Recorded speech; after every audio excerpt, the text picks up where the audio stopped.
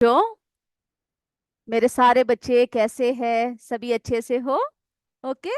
तो सारे बच्चे आज जो है पढ़ने के लिए एकदम बैठे हुए हैं। बहुत ही अच्छी तरीके से आप लोग जो है सभी उपस्थित है। तो आज हमारा जो है नया इकाई है तंदू से वस्त्र तक। ओके। वस्त्र आप सबको पसंद है ना? आप लोग जब भी मौका मिलता है, कोई त्योहार हो, शादी हो या कोई भी ऐसा खास अवसर हो, आप लोग वस्त्र लेने जो है कहाँ जाते हो? वस्त्र की दुकान में, टेक्सटाइल्स में जाते हो ना। और वहां जाकर जो है आप लोग इतने सारे कपड़ों को देखते हो कि आपको समझ में नहीं आता कि आप कौन सा कपड़े ले, है ना? कौन सा वस्त्र जो है आप लोग ले। तो बच्चों, वस्त्र जब आप लेने जाते हो तो आप जो है बहुत सारी बातें वहां पे देखते हो। क्या सभी एक जैसे ही कपड़े दिखते हैं?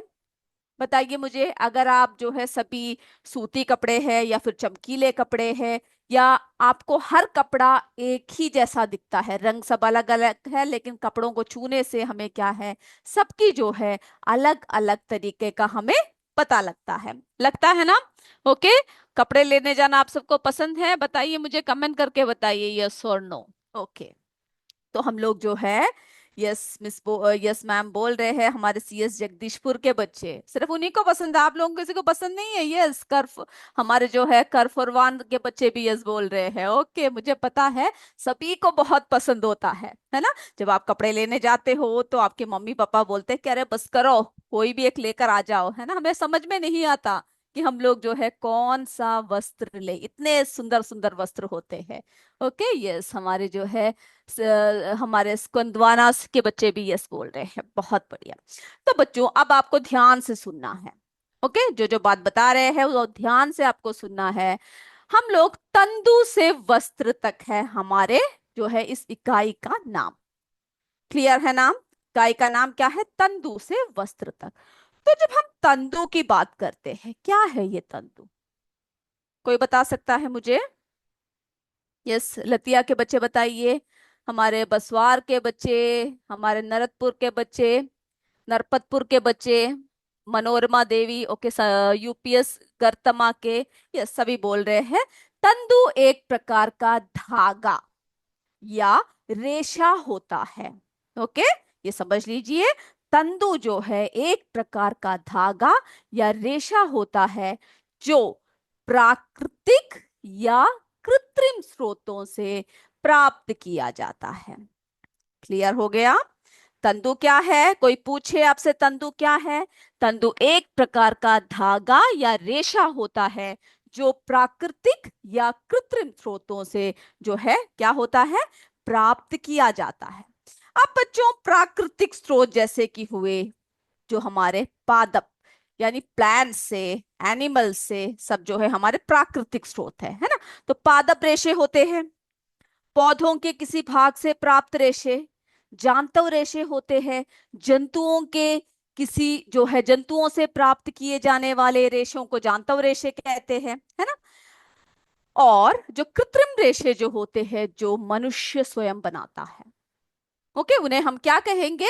उनको जो है हम कृत्रिम रेशे कहेंगे, जो हम लोग कृत्रिम स्रोतों से हमें मिलता है। और मुझे ये बताइए, वस्त्र जो है हमें क्या क्या प्रदान करता है?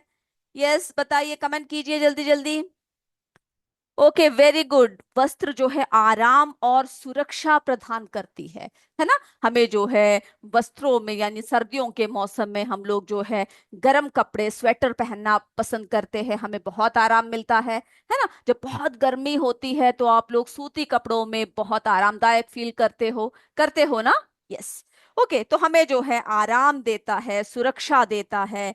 हमारी संस्कृति और जो हमारी परंपरा है उसको क्या है बच्चों, उसको जो है बनाए रखते हैं, यानी हम लोगों की जो संस्कृति और परंपरा को भी हमारे जो है कपड़ों में हमें क्या हो जाता है, हमें दिख जाता है ना? उसको भी हम लोग पारंपरिक तरीके से हम लोग देख सकते हैं। और फिर जो है, तो हमने देखा कि ये तंतु से जो वस्त्र तक की यात्रा है बहुत दिलचस्प है और बहुत ही उपयोगी प्रक्रम है, जो हमारे दैनिक जीवन में बहुत बड़ा रोल अदा करता है। ओके, अब हम लोग एक एक करके चलते हैं। मेरे सारे बच्चे तैयार रहिए। ओके, अब जो जो मैं बातें बता रही हूँ उनको क्या करना है, आपको ध्यान से जो है समझना है। तो मेरे बच्चों, जब आप लोग कहीं पर यानी कपड़े जब खरीदने जाते हो, दुकानों में जाते हो, तो जो है वहां पर विविध प्रकार के सूती, रेशमी, ऊनी, नायलॉन, पॉलिस्टर आदि वस्त्रों को देखा होगा। देखा है ना? अगर नहीं ध्यान दिया तो आज से, यानी आज से नहीं, ये नहीं कि आज ही आप बोलो कि चलो हमें जो है जाना है वस्त्र खरीदने, टेक्सटाइल्स जाना है, नो। ओके, जब भी कोई मौका हो कपड़े खरीदने का, जब आपके माता पिता यानी आपके मम्मी पापा जब आपको ले जाए, तो आप जाइएगा। और वहां पर आपको ध्यान देना है कि कौन कौन से तरह के कपड़े हैं। ओके, आज तक नहीं दिया तो आगे से आप दोगे।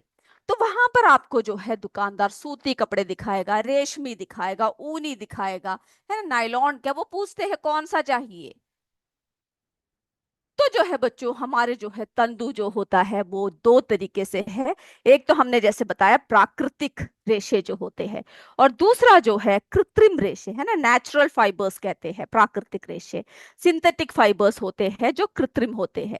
ओके, जो हम प्रकृति से जो हमें नहीं मिलता है, मानव निर्मित होता है। वो कपड़े अलग दिख जाते हैं हमें, जैसे रेयॉन है, नायलॉन है, पॉलिस्टर है।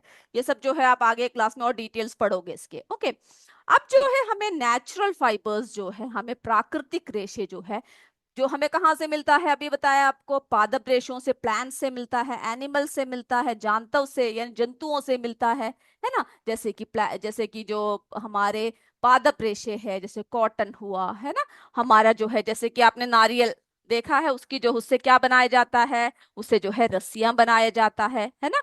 और हमने जो है और क्या क्या देखा, कौन कौन से जूट देखा है ना, जो है पटसन देखा, कपास देखा, उन सब से भी हम लोग क्या करते हैं, जो है हमें कपड़े को निर्मित करते हैं। अब जैसे जानतव रेशे है, जैसे कि जो भेड़ है उनसे हमें क्या मिलता है, ऊन मिलता है ना। हमें जो है, जो हमने रेशम के कीट के बारे में आपने पढ़ा होगा, नहीं पढ़ा तो आप जो है सेवेंथ में एकदम डिटेल में पढ़ोगे आगे जाकर। ओके, तो रेशम के कीट से हमें जो है सिल्क की कपड़े मिलता है। ओके, तो सूती, ओके, ऊन, रेशम, जूट, ये सब जो है हमें क्या है, ये सब हम जो है कपड़े हम लोग इन सब से बना सकते हैं। ओके, तो बच्चों, इनमें से कुछ वस्त्र पौधों अथवा जंतुओं से प्राप्त रेशों से बने होते हैं, और कुछ जो है मनुष्य द्वारा निर्मित कृत्रिम रेशों से बने होते हैं। यहां तक आप सबको क्लियर है? यस, हमारे सीएस सारनाथ से यस बोल रहे हैं, बहुत बढ़िया। आराम और सुरक्षा देता है, यस बिल्कुल, कपड़े हमें वही देता है। भोरकला के बच्चे, है ना, हमारे सारे बच्चे जवाब दे रहे हैं, यस। पूर्व माध्यमिक विद्यालय तांत्रा के बच्चे बोल रहे हैं। ओके, सीमा रावत जी बोल रहे हैं आराम और सुरक्षा देती है, बिल्कुल सही। चलिए, कॉम्पोजिट विद्यालय कुटुपुर के बच्चे, सभी बच्चे मुझे जवाब दे रहे हैं, यस, कनकपुर। ओके, ओके, हाँ, ओके, ठीक है। अब जो है हमारे शीला देवी जी, वे भी बोल रहे हैं कि जो है बच्चे, है ना, जब क्या बोलते हैं, बहुत अच्छा, ओके, जब रात के बच्चों का जन्म ओके, खुशी के मारे बहुत अच्छा पढ़ाती है। ओके, ओके, ओके, आप लोग सारे बहुत सारे कमेंट सब बोल रहे हो, है ना, अच्छा पढ़ाते हैं, वो है, ये है, सब आप लोग जो है अच्छे से बैठते हो पढ़ने, इसीलिए आपको क्या है, ध्यान अगर हम लोग दे तो कोई भी हमें कुछ भी पढ़ाए हमें जल्दी से समझ में आ जाता है। ओके, चलिए, बहुत खुशी है कि आप लोग अच्छे से समझ में आता है। तो ये तक, यहाँ तक तो आपको क्लियर हो गया। ओके, अब बच्चों, हम लोग जो है सबसे पहले एक और बार क्या करते हैं, कहाँ कहाँ से हमें जो है, किस किस स्रोतों से हम लोग क्या करते हैं, जो कपड़े हमें बनता है, मिलता है। ओके, वो जरा देख लेते हैं, पादप और जंतुओं के स्रोत। ओके, पौधों से प्राप्त रेशे, है ना, पौधों से प्राप्त होने वाले रेशे पादप रेशे कहलाते हैं। कपास के पौधों के बिनौली से रुई तथा पटसन या सनई के पौधों के तनों से जूट के रेशे प्राप्त किए जाते हैं। कपास के रेशों का उपयोग कागज, सूती वस्त्र, चादर, पर्दे आदि बनाने में जो है हम लोग इस्तेमाल करते हैं, जबकि जूट के रेशों से रस्सी, बोरा, दरी आदि बनाए जाते हैं। ओके, चलिए, तो हमने पौधों का देख लिया। अब देखिए जंतुओं से प्राप्त रेशे। तो बच्चों, जंतुओं से प्राप्त होने वाले रेशों को जांतव रेशे कहा जाता है। ये हमने भी पढ़ लिया है ना। ऊन तथा रेशम क्या है, प्रमुख जांतव रेशे है। ओके, एग्जाम्पल्स, उदाहरण पूछा जाए तो ऊन के रेशे जो है पेड़ से अथवा याक के शरीर के बालों से हमें क्या होता है, हमें मिलता है। ओके, रेशम के रेशे कहाँ से मिलता है, रेशम कीट से मिलता है।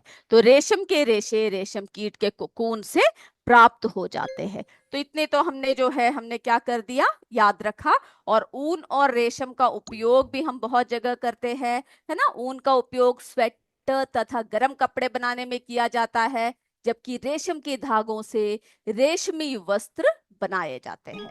ओके, तो अब हमें ये तो पता चल गया कि कौन कौन से रेशों का क्या क्या कार्य है। ओके, अब हम लोग क्या करते हैं, थोड़ी और आगे बढ़ते हैं। ओके, हम लोग जो है थोड़ी और आगे की तरफ बढ़ते हैं और हम लोग देखते हैं और आगे क्या है।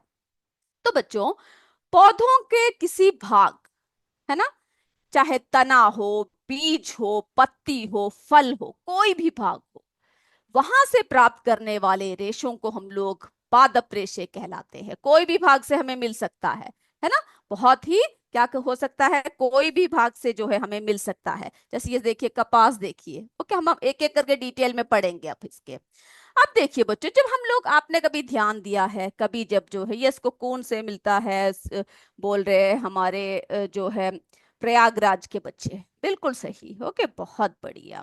ओके, चलिए, कहीं बच्चों हमारे सीएस कुसुमुरा सभी के लाइट सब कटा हुआ है, कोई बात नहीं, हम समझते हैं कई स्कूलों में जो है मुश्किल हो जाती है जब करंट चला जाता है, क्या कर सकते हैं हम लोग, है ना। तो बच्चों, अब जो है हम लोग क्या करेंगे, आपके पास कोई भी कपड़ा हो या फिर अगर आप अपने घर के निकट किसी दर्जी के दुकान में जाए, तो आप देखोगे कि सिलाई के बाद जो है कुछ कपड़ों के टुकड़े क्या होता है वहां पे पड़े होते हैं, है ना, उनके पास बचे हुए होते हैं।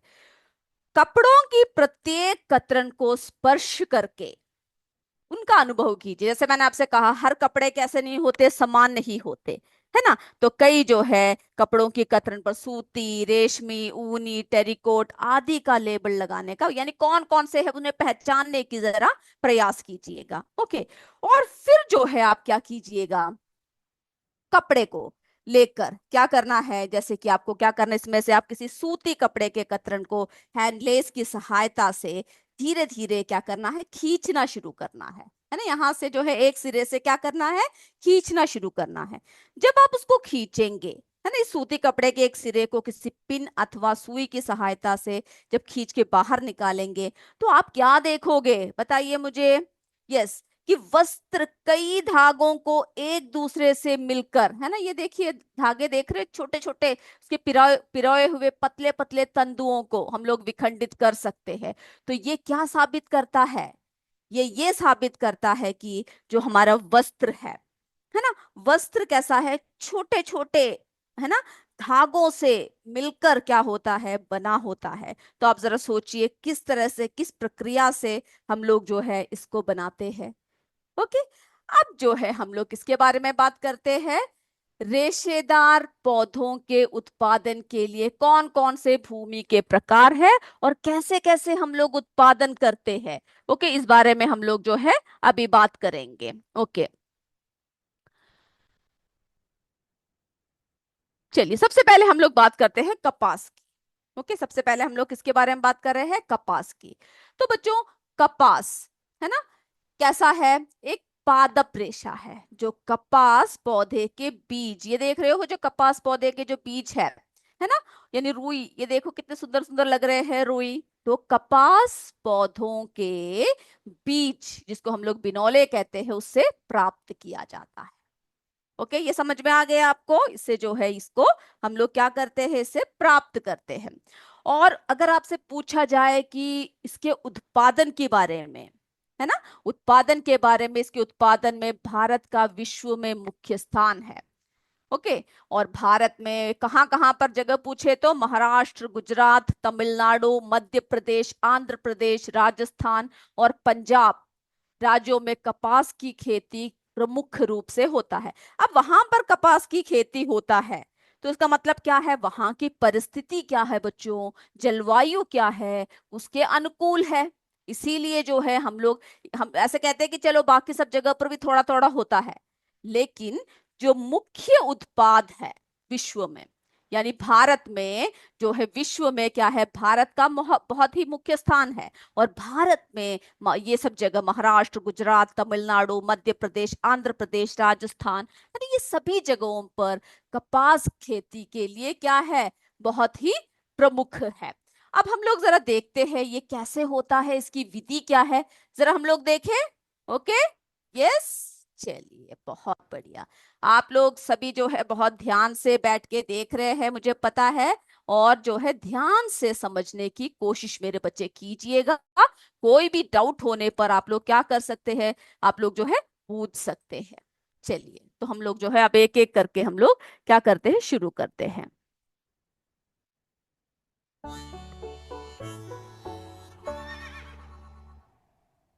तो बच्चों, हम लोग जो है किसके बारे में बात कर रहे हैं, कपास के बारे में बात कर रहे हैं। तो थोड़ी बातें आपको याद रखना है, सुन लीजिए अच्छी तरीके से।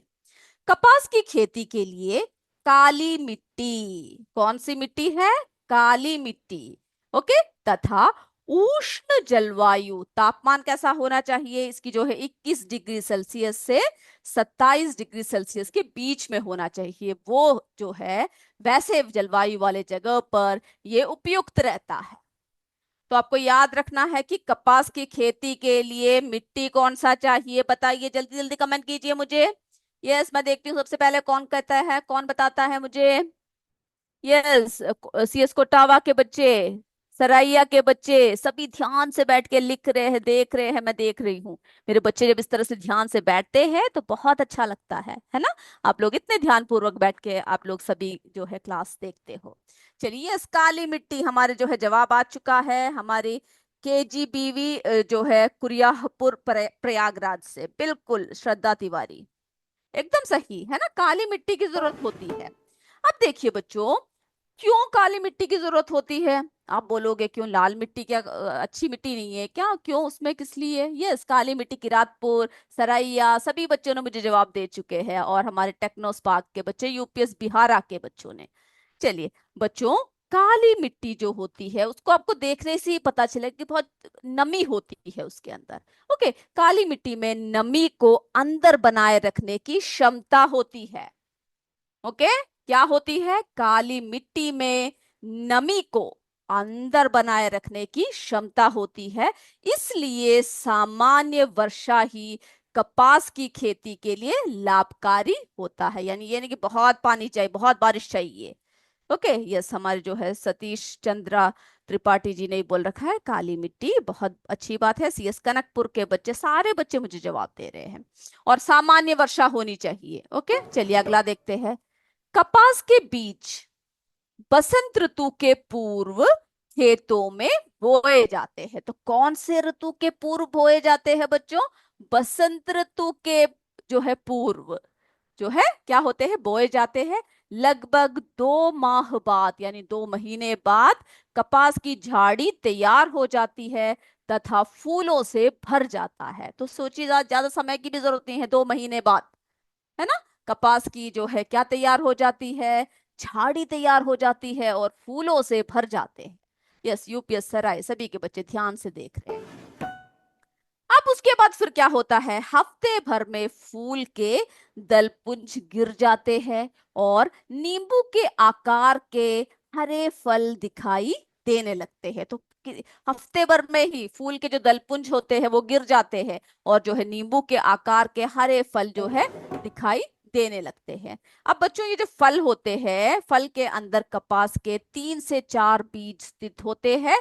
प्रत्येक बिनौले की सतह से अनेकानेक सफेद रंग के रेशे निकलते हैं। ओके, तो जरा देखिए किस तरह से जो है प्रत्येक जो फल है उसके अंदर 3 से 4 बीज स्थित होते हैं, और इनमें से जो है बिनौलों की सतह से अनेकानेक सफेद रंग के रेशे निकलते हैं।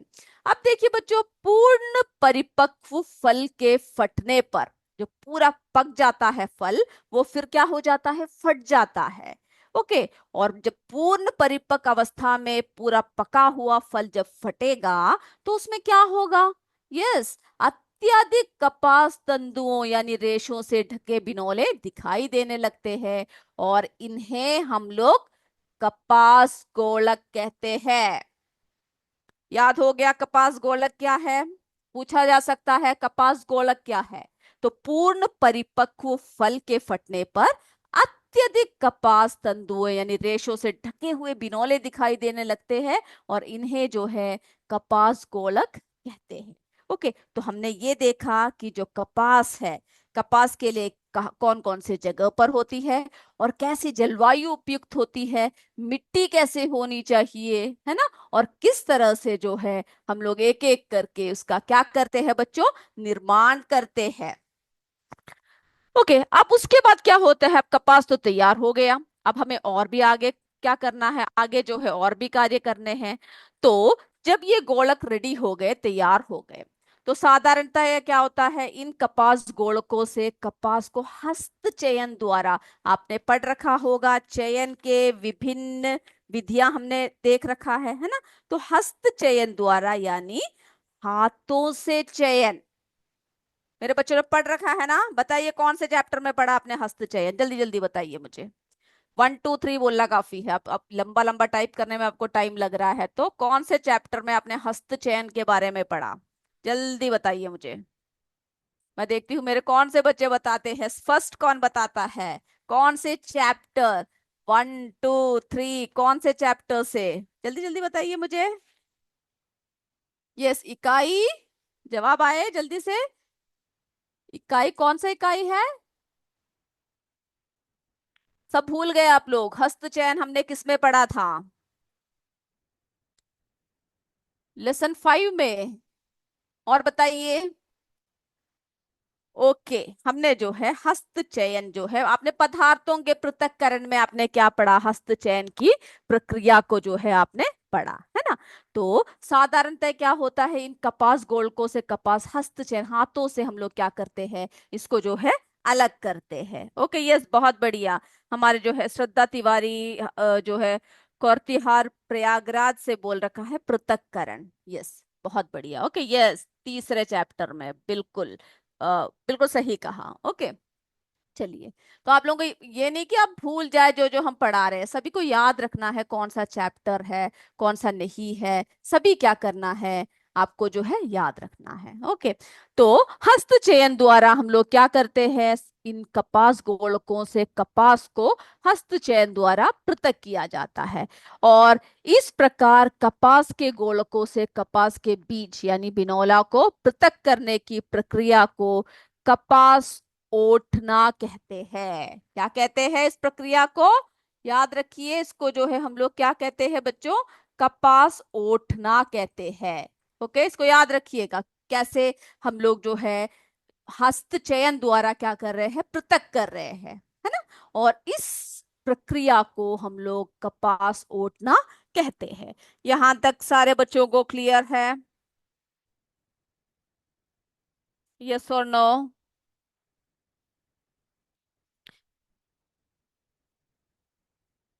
ओके, हमारे अंजू देवी बोल रहे हैं कि मैम इस पेड़ को मनवा कहते हैं, और जिसे रुई निकलती है। ओके, बहुत बढ़िया, बहुत अच्छी बात है।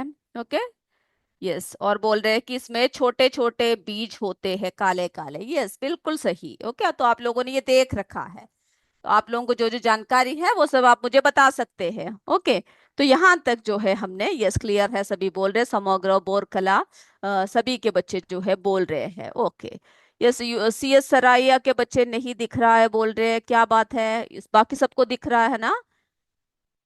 ओके, चलिए, आपकी कोई रेंज प्रॉब्लम कोई होगी, क्योंकि बाकी सबको मुझे लग रहा है दिख रहा है जो मैं दिखा रही हूँ। ओके, चलिए बच्चों, तो इसको जो है कपास ओटना कहते हैं।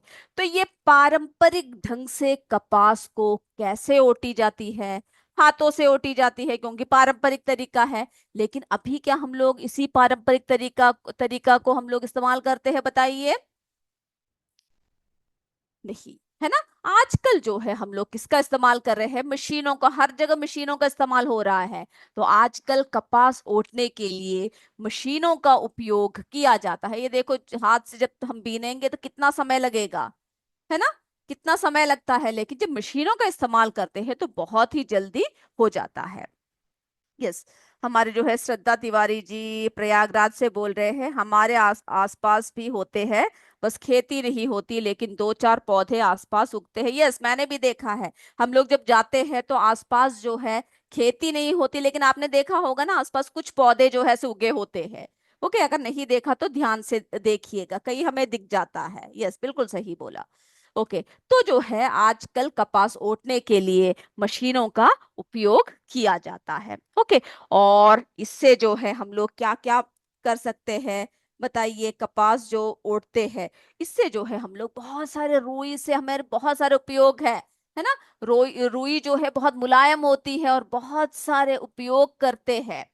यस, हमारे सी यस समोग्रा से मशीन से, यस बिल्कुल सही, मशीनों का इस्तेमाल करते हैं। तो बच्चों जो है रुई का उपयोग सूती कपड़े, चादर, पर्दे, सभी कुछ है ना, बहुत सारे कपड़ों का बनाने में हम लोग क्या करते हैं, इस्तेमाल करते हैं ना। यस, उसके बाद जो है गद्दा, रुई जब भरते हैं तो बहुत मुलायम लगता है ना। तकियों में, रजाई में, सभी में जो है क्या भरा जाता है, रुई को भरा जाता है। ओके, जो हमें कहाँ से मिलता है, कपास से मिलता है। तो इन सब में जो है हम लोग किसका इस्तेमाल करते हैं, रुई का इस्तेमाल करते हैं। और कपास से जो है विभिन्न प्रकार के कागज बनाए जाते हैं।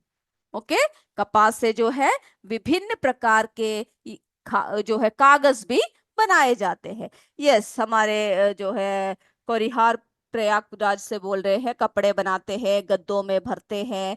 यस, और बताइए, यस खिलौने बनाते हैं, खिलौनों के अंदर सब अगर ये भरते तो बहुत सॉफ्ट जो है खिलौने होते हैं, है ना, रुई से जो बनाते हैं हम लोग। और बताइए मेरे बच्चे, यस यूपीएस बोर्ड कलर, चादर, पर्दे, कपड़े कपास से बनाते हैं। ओके, बहुत बढ़िया। और बताइए, रुई जो है सूती कालदे बनाते हैं, यूपीएस बोरकला के बच्चे बोल रहे हैं। तो यानी आप लोगों को बहुत सारे उपयोग पता है, किस किस से कौन कौन सा हम लोग करते हैं। ओके बच्चों, तो हमने जो है आज कौन कौन से रेशे होते हैं ये देखा, है ना, कौन कौन से रेशे होते हैं ये देखा। और फिर हमने क्या देखा कि कहाँ कहाँ पर पाए जाते हैं, किस किस तरीके से होते हैं। ये सारी बातें आपको क्या करना है, अच्छे से याद रखना है। विविध प्रकार के सूती, रेशमी, ऊनी, नायलॉन, पॉलिस्टर आदि वस्त्र हम देखते हैं, है ना। और इनमें से कुछ वस्त्र पौधे अथवा जंतुओं से प्राप्त रेशों से बने होते हैं, कुछ मानव निर्मित होते हैं। और फिर जो पौधों के किसी भाग, तना, बीज, पत्ती, फल, इन सब से प्राप्त होने वाले रेशों को प्राकृतिक रेशे, पादप रेशे कहते हैं। जंतुओं से प्राप्त होने वालों को जांतव रेशे कहते हैं। फिर सूती कपड़ों की कतरन देखा, किस तरह से धागा खींचा जाता है। और हमने जो है रेशेदार पौधों के उत्पादन के लिए हमने कपास के बारे में आज पढ़ा कि कैसे भूमि की जरूरत होती है, कैसे मिट्टी की जरूरत होती है, जलवायु की जरूरत होती है। अगले क्लास में हम लोग जूट पटसन के बारे में पढ़ेंगे, आप लोग पढ़कर आओगे। तो बच्चों, आज जो क्लास लिया वो आप लोगों को क्लियर हुआ? ये सभी बच्चों से पूछ के बताइए, क्लियर है तो यस बोलिए, नहीं हुआ तो नहीं बोलिए, दोबारा समझाना है तो दोबारा डी टाइप कर दीजिए। ओके, क्लियर है तो सी। यस, मेरे जो है इस गुंजा मौर्य जी बोल रहे हैं, यस मैम क्लियर हो रहा है। बाकी बताइए जल्दी जल्दी, समय समाप्त हो चुका है हमारा। यस, क्लियर है तो यस बोलिए, नहीं है तो नो बोलिए। यस है, सीमा रावत जी बोल चुके हैं। ओके, हमारे जो है यूपीएस बोरकला के बच्चे बोल रहे हैं क्लियर है, nice class. Okay, thank you बच्चों। सभी बच्चों ने जो है, आदमपुर के बच्चे क्लियर है, ओके है, यस। तो बहुत बड़ी बात है कि आप लोगों को जो है सारी बातें क्लियर हो रहे हैं। चंदा कॉम्पोस्ट विद्यालय, हमारे श्रद्धा तिवारी जी प्रयागराज से बोल रहे हैं क्लियर है, सभी ने क्लियर बोल रखा है। तो हम लोग अगले क्लास में फिर मिलेंगे। तब तक आप क्या कीजिएगा, बाकी की बातों को सब जरा पढ़ कर आइएगा। ओके, ताकि हमें जो है आसानी रहे जल्दी जल्दी हमें सारी बातें बताने में। तो अगले क्लास में फिर मिलेंगे, तब तक जय विद्या शक्ति, जय हिंद, जय भारत। धन्यवाद बच्चों, thank you. Thank you sir.